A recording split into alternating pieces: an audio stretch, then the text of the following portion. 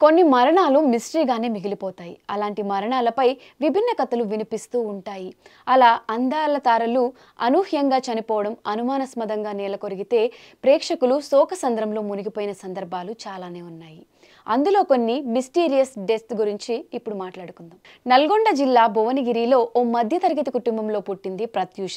17 ఏళ్ల వయసులో ఇండస్ట్రీకి వచ్చింది. 2002 ఫిబ్రవరి 23న 20 ఏళ్లకే తనువు చాలించింది ప్రత్యూష. సిద్ధార్థ్ రెడ్డి, ప్రత్యూష కలిసి కోకోకోలాలో విషం కలుపుకుని తాగారు. సిద్ధార్థ రెడ్డి మాత్రం బతికిపోయాడు.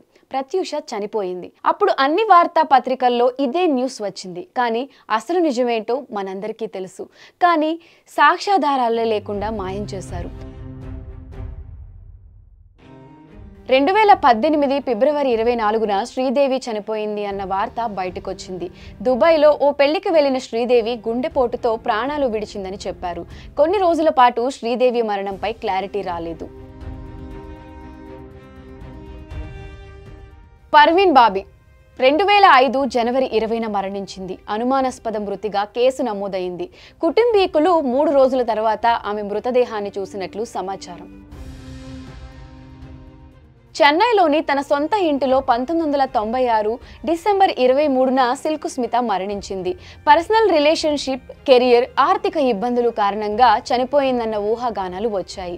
కానీ ఆమె బలవన్ మరణానికి ఇతమిద్దమైన కారణం మాత్రం ఎవరికీ ఖచ్చితంగా తెలియదు.